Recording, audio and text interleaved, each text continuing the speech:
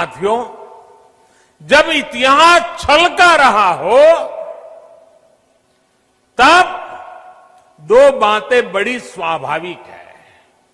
पहली ये कि किसान अगर सरकारों की बातों से कई बार आशंकित रहता है तो उसके पीछे दशकों का ये लंबा छल का इतिहास है। और दूसरी ये कि जिन्होंने वादे तोड़े, छल किया, उनके लिए ये झूठ फैलाना एक प्रकार से आदत बन गई है, मजबूरी बन चुका है। जो पहले होता था वैसा ही अब भी होने वाला है, क्योंकि उन्होंने ऐसा ही किया था। इसलिए वही फॉर्मूला लगा करके आज भी देख रहे हैं। लेकिन जब इस सरकार का ट्रैक रिकॉर्ड देखोगे तो सच आपके सामने खुल करके आ जाएगा। हमने कहा था कि हम यूरिया की कालाबाजारी रोकेंगे और किसानों को पर्याप्त यूरिया देंगे। बीते 6 साल में यूरिया की कमी नहीं होने दी।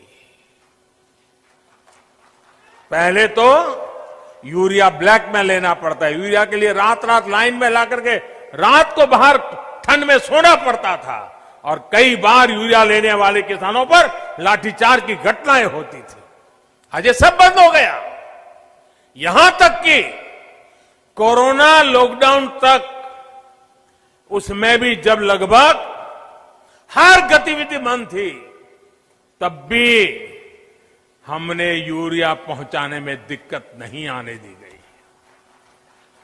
हमने वादा किया था कि स्वामीनाथन आयोग की सिफारिश के अनुकूल लागत का 1.5 गुना एमएसपी देंगे। ये वादा सिर्फ कागज पर ही नहीं, ये वादा हमने पूरा किया। और इतना ही नहीं, किसान के बैंक खाते तक पैसे पहुंचे, इसका प्रबंध किया। साथियों, सिर्फ दाल की ही बात करें, पल्सीज की बात करें, 2014 से पहले के 5 सालों में, हमारे जो पहले वाली सरकार थी उसके 5 सालों में लगभग 650 करोड़ रुपए की ही दाल किसान से खरीदी गई थी। कितनी? 650 करोड़। कितना भैया? जरा बताइए, पूरे देश में कितना? 650 करोड़। लेकिन हमने 5 साल में क्या किया आकर के? हमारे 5 सालों में हमने लगभग 49,000 करोड़, 49,000 करोड़, यानी करीब करीब 50,000 करोड़ रुपए की दालें एमएसपी पर खरीदी है। यानी लगभग 75 गुना बढ़ोतरी। कहां 650 करोड़ और कहां करीब करीब 50,000 करोड़। 2014 से पहले के 5 सालों में, उनकी आखिरी सरकार की मैं बात कर रहा हूं, 5 सालों में पहले की सरकार ने 2 लाख करोड़ रुपए का धान खरीदा था पूरे देश में, 2 लाख करोड़ का एमएसपी पर। लेकिन हमने हमारे 5 साल में धान के लिए 5 लाख करोड़ रुपए एमएसपी के रूप में किसानों तक हमने पहुंचा दिए हैं साथियों। यानी लगभग 2.5 गुना ज्यादा पैसा किसान के पास पहुंचा है। 2014 से पहले के 5 सालों में गेहूं की खरीद पर 1.5 लाख करोड़ रुपए के आसपास ही किसानों को मिला। 1.5 लाख करोड़ उनकी सरकार के 5 साल। हमने 5 साल में गेहूं पर 3 लाख करोड़ रुपए किसानों को एमएसपी का मिल चुका है, यानी लगभग 2 गुना। अब आप ही बताइए कि अगर मंडियां और एमएसपी को ही हटाना था तो इतनी बड़ी हम ताकत क्यों देते भाई? हम इन पर इतना निवेश ही क्यों करते?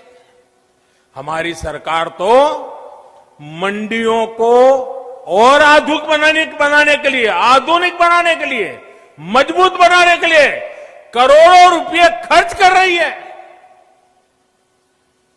भाइयों और बहनों, आपको याद रखना है, यही लोग हैं जो पीएम किसान सम्मान निधि को लेकर ये लोग हर गली मोहल्ले में, हर प्रेस कॉन्फ्रेंस में, हर ट्विटर में सवाल उठाते थे।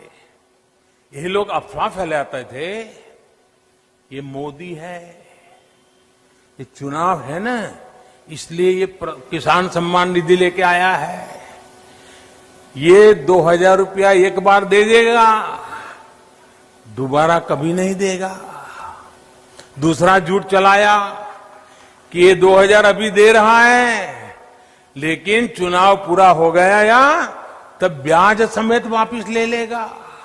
आप हैरान हो जाएंगे, एक राज्य में तो इतना झूठ फैलाया कि किसानों ने कहा भी हमें 2000 रुपये नहीं चाहिए, यहां तक झूठ फैलाया।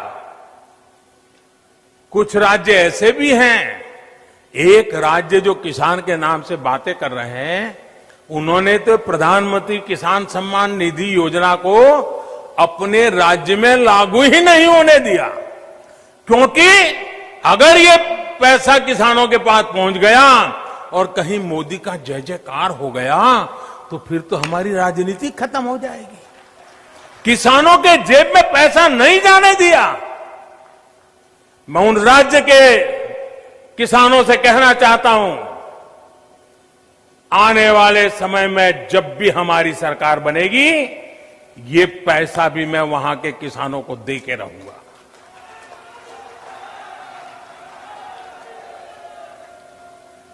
साथियों, देश के 10 करोड़ से ज्यादा किसान परिवारों के बैंक खाते में सीधी मदद दी जा रही है और ये प्रधानमंत्री किसान सम्मान निधि के द्वारा लगातार चल रहा है।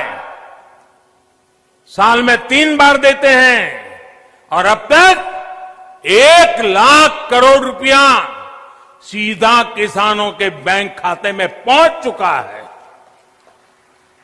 साथियों, हमने वादा किया था कि किसानों के लिए पेंशन योजना बनाएंगे।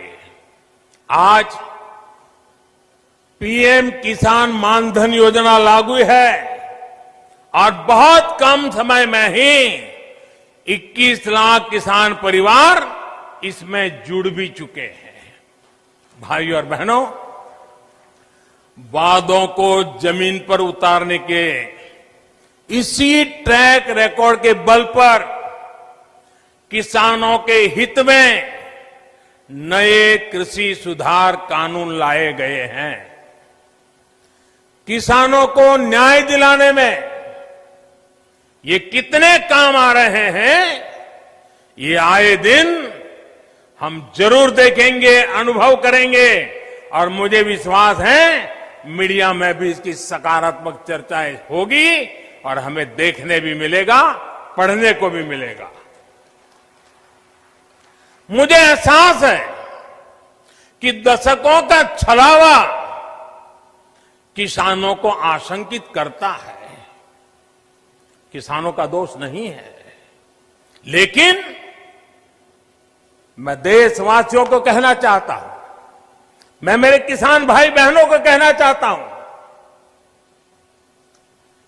और मां गंगा के घाट पर से कहना चाहता हूं, काशी जैसी पवित्र नगरी से कह रहा हूं,